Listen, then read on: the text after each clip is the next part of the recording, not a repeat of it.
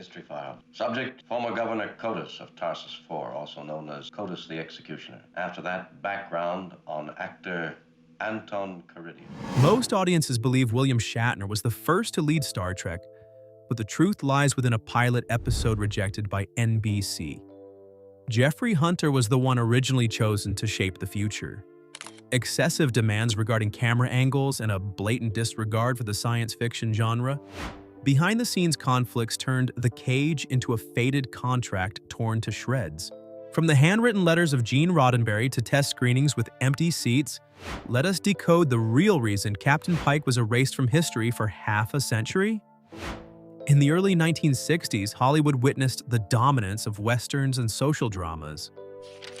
Against this backdrop, Gene Roddenberry, a former pilot and police officer, nurtured a groundbreaking vision for the future of humanity. Although he looked quite a bit different then, and he was not the emotionless Vulcan then. Yeah, he tended to grin and show nervousness in that first pilot.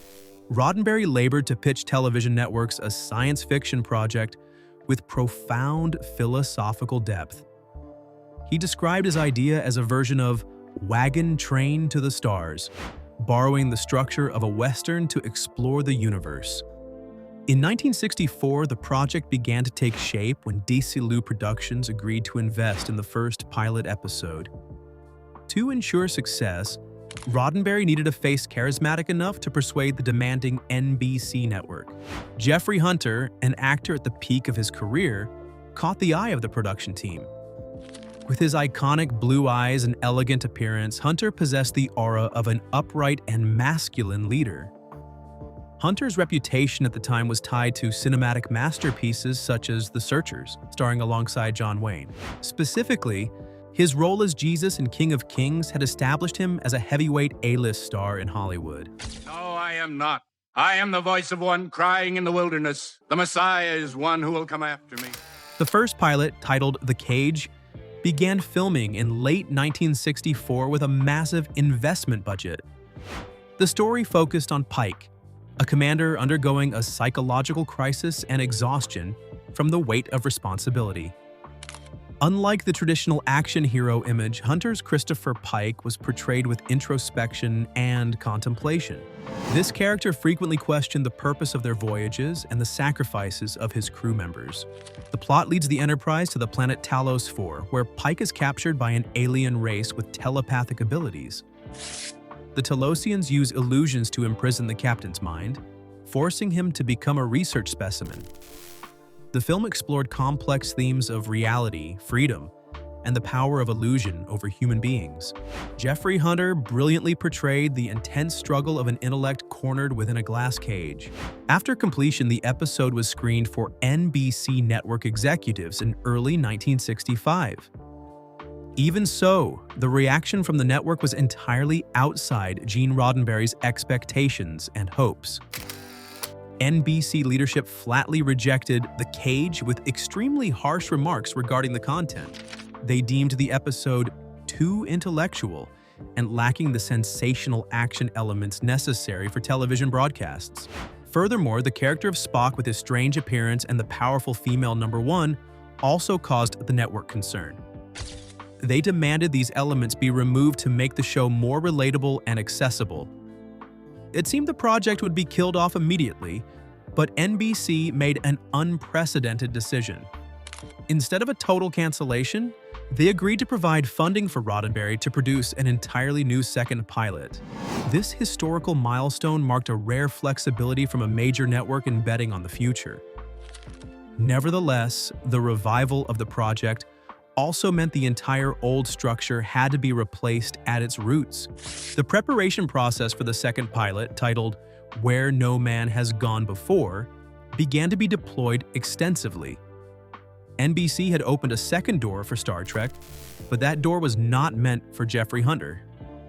Conflicts began to arise from the very moment the studio lights dimmed after the first episode. The mystery of the departure. Jeffrey Hunter's absence from the second Star Trek pilot was not merely a matter of scheduling.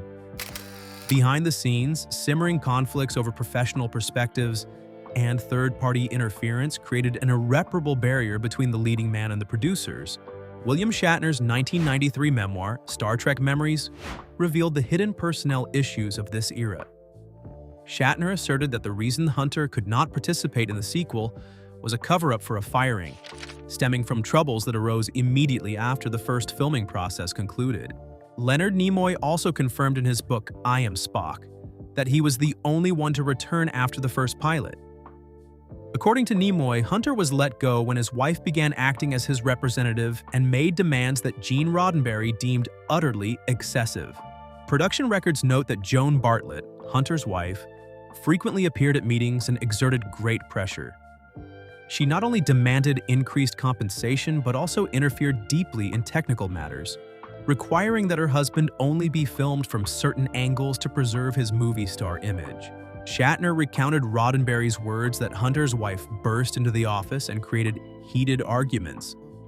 The appearance of too many ultimatums along with strict restrictions on acting made the production team feel that maintaining a collaborative relationship was impossible. In the book Inside Star Trek: The Real Story, Herb Solow and Robert Justman recalled an event at the Desilu screening room. When a test screening of The Cage was held to evaluate its potential, Jeffrey Hunter did not appear. Instead, his wife was present. At the conclusion of the screening, Joan Bartlett made a shocking statement on behalf of her husband to the entire executive board. She stated directly to those present, "This is not the kind of show Jeff wants to do, and furthermore, it will not be good for his career." This perspective reflected the general mindset of A-list actors in 1960s Hollywood. Jeffrey Hunter positioned himself as a true film star, one who had played Jesus in King of Kings, and viewed starring in a television series as a step backward. Hunter believed the science fiction genre at the time was only for children or consisted of cheap entertainment. The arrogance of a big-screen artist caused him to lack faith in the macro vision that Gene Roddenberry was trying to build for the future of humanity. Even when facing this negative attitude, Roddenberry still endeavored to save the situation by sending heartfelt, handwritten letters. He expressed absolute respect for Hunter's talent and hoped the actor would reconsider the decision because of the project's immense potential. Roddenberry wrote in a letter to Hunter, "I am told that you have decided not to go on with Star Trek. This must be your decision, and I respect it. I bear no grudges and shall continue to reflect the respect I have for you." Nevertheless, every effort at direct connection was blocked by the representation system coordinated by his wife. Reports from Fact Trek show that negotiations between the business department and Hunter's representatives always fell into a deadlock due to the vast gap in interests and power. Oscar Katz, vice president of Desilu, recalled that the studio was so desperate they were willing to overlook the massive $645,000 expenditure to find a replacement. At that time, an actor abandoning a lead role immediately after a successful pilot was extremely rare. The combination of network pressure, the wife's demands, and the oversized ego of a star put an end to Hunter's reign. On June 1st, 1965, the contract between Jeffrey Hunter and the Star Trek project was officially canceled, leaving a power vacuum. Although Roddenberry always publicly maintained that the two parties parted in peace, the behind-the-scenes staff all knew of the extreme tension. Changing the lead actor was not just changing a face, but changing the entire soul of the series. When Hunter turned his back, Star Trek stood on the brink of collapse if it could not find a new leader with enough charisma to persuade the demanding television network. A historical overhaul. Following the departure of Jeffrey Hunter, Gene Roddenberry was forced to conduct a comprehensive overhaul of creative thinking. The image of Captain Christopher Pike, with his quiet personality and deep introspection, was officially closed to make way for an entirely new leadership style. This shift marked the birth of Captain James T. Kirk, a character designed to balance intellect with the instinct for action. Unlike the weariness of Pike, Kirk embodied decisiveness and abundant energy, fitting the expectations of a space hero. The search for Hunter's successor led to the name William Shatner, an actor capable of conveying confidence and a signature charm. Shatner brought a dynamic nuance to the character of Kirk, helping to soothe NBC's concerns regarding the entertainment value of the series. The network believed that Shatner's presence would help Star Trek reach a broader mass audience looking for adventure. His acting style created a new breath of life, transforming the Enterprise into a ship of discovery rather than rational anxieties. During the process of refreshing the cast, a major conflict occurred between Roddenberry and NBC executives regarding the character Spock. The network initially vehemently opposed Leonard Nimoy's pointed ear appearance out of fear that the character looked too much like a devil or an evil creature. Defying pressure from the television network, Roddenberry insisted on retaining Nimoy and made Spock the sole bridge between the two script versions. He believed that the interaction between Vulcan logic and human emotion was the irreplaceable core value of the project. This steadfastness made Leonard Nimoy the only actor from the pilot The Cage to continue appearing in the official series. Spock's role was also adjusted to become colder and more logical, creating a perfect contrast with the new captain.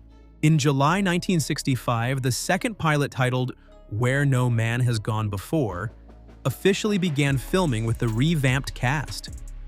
This was an important milestone that established new standards for the entire franchise in terms of both visuals and fast-paced storytelling. The difference in rhythm between the two pilots was extremely distinct, as action scenes and direct confrontations were pushed to a climax. Instead of complex psychological illusions like in Hunter's era, the new script focused on tangible threats in outer space. Supporting cast members such as Gary Lockwood and Sally Kellerman contributed to a professional working environment, helping Shatner quickly find his pace. The cohesion between characters in the new script created the sense of a united team ready to face challenges. Critics later remarked that if Jeffrey Hunter had continued in the role, Star Trek would have hardly survived past the first season. The heaviness and melancholy in Hunter's performance might have caused 1960s television audiences to turn away from the genre. Gene Roddenberry later admitted that this change was a fateful step that helped reshape the entire concept of science fiction film. It transformed abstract philosophical ideas into relatable, accessible stories while still maintaining depth. Christopher Pike seemed to have been erased from the current timeline, but Gene Roddenberry found a poignant way to bring him back, creating one of the most haunting moments in Star Trek history. A cruel destiny. In 1966, the Star Trek series faced immense pressure regarding budget and production schedules from the NBC network. To solve this economic puzzle, Gene Roddenberry made a strategic decision by repurposing all the expensive footage from the pilot episode, The Cage. This solution led to the creation of the two-part episode titled The Menagerie, featuring a unique story within a story structure. Reusing Jeffrey Hunter's footage not only saved hundreds of thousands of dollars in production costs, but also inadvertently connected two eras of the Enterprise. Because Jeffrey Hunter had officially abandoned the role, the film crew was forced to seek an alternative way to portray the character of Pike in the present day. Actor Sean Kenny was chosen to embody an entirely different and tragic version of Christopher Pike. Pike was no longer the dashing captain, but a disabled man following an accident while rescuing cadets from Delta Ray radiation. He appeared in a high-tech wheelchair, his body severely disfigured, and his ability for normal speech completely lost. The most haunting highlight was the light-based communication system attached to the wheelchair, emitting monotonous beeps to answer.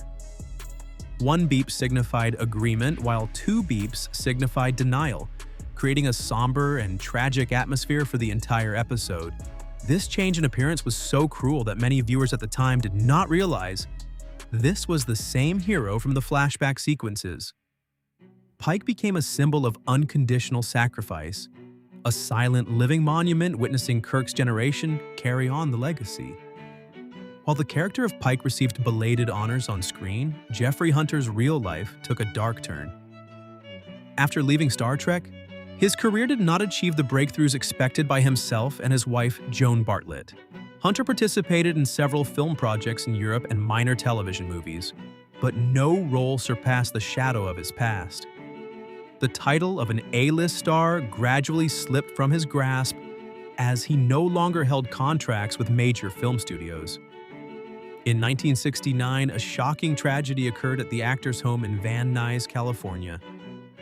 While walking up the stairs, Hunter suddenly suffered a stroke that led to a fall, his head striking the steps violently and causing a severe brain injury. Despite being rushed to emergency care, Jeffrey Hunter could not recover and drew his last breath at the age of 42. His sudden death took place only weeks before Star Trek was officially canceled after its initial 3-season run on the television network. Hunter's passing in the prime of his life left a great sense of regret among those who had collaborated with him. Variety magazine at the time briefly reported on the loss of a former promising star who had once touched glory. A devastating contrast existed between the reality of the actor and the stature of the character he had originated. As Star Trek entered syndication and became a global cultural phenomenon, the first captain lay in a quiet grave. A source close to the family later revealed that Hunter had felt some regret regarding his past decisions. Even so, the pride of a film artist prevented him from admitting his mistake and refusing to return for the second pilot. Decades passed, and Christopher Pike remained only a shadow in the memories of veteran fans. In the 21st century, an aging, spectacular revival has brought this captain back to the pinnacle of fame. The Great Revival. After decades of fading into oblivion, the character Christopher Pike made an impressive comeback in 2009. Director J.J. Abrams decided to bring Pike back to the big screen through the Kelvin timeline, opening a new chapter for the character. Actor Bruce Greenwood was entrusted with the responsibility of portraying the captain in 2 feature films. Instead of a melancholy commander, Greenwood's Pike appeared as a mentor and spiritual father figure to James T. Kirk. This change helped modern audiences gain a more sympathetic view of Pike's role in Starfleet history. He was no longer a temporary character, but became the person who directly motivated Kirk to embark on great adventures. 2019, a major turning point occurred when Christopher Pike appeared in the 2nd season of the series Star Trek Discovery. Actor Anson Mount brought an entirely new breath of life, far exceeding the expectations of global fans. An explosion of public affection created a wave of demands for the production company to create a standalone series. Audiences longed to see Pike lead the Enterprise during its most brilliant years before the radiation tragedy took place. In response to those expectations, the project Star Trek Strange New Worlds officially debuted in 2022, marking Pike's return. This was the first time in 58 years that this character truly had his own stage to assert his stature. Anson Mount built a portrait of Christopher Pike that was kind and optimistic, also tragic and profound. He had to face the pain of knowing his cruel future through premonitions of the accident from the episode The Menagerie. Even knowing clearly the brutal fate awaiting him, Pike still chose to dedicate himself and lead the crew with kindness. This attitude toward facing death elevated the character to a symbol of courage and sacrifice. Today, Christopher Pike's status within the fan community stands equal to names like Kirk or Picard. From a character who was replaced in the past, he has risen to become an indispensable pillar of the franchise. The success of the new series proves that the values Jeffrey Hunter once laid the foundation for still endure. Times may change, but the spirit of the first captain remains a lighthouse for the generations that follow. We are not just retelling the story of a captain, we are honoring a forgotten legacy Anson Mount shared. This statement confirms the efforts of the filmmaking team in restoring the reputation of Christopher Pike. The history of Star Trek might have been very different if Jeffrey Hunter had not abandoned the captain's chair. His choice stands as a costly lesson about vision and destiny in the movie capital of Hollywood. What do you think about this historical change between Christopher Pike and James T. Kirk? Leave your thoughts in the comments section so we can discuss the legacy of the Enterprise together. Do not forget to hit like and subscribe to the channel so you do not miss in-depth reports on cinematic mysteries. Thank you for joining us on today's journey of decoding.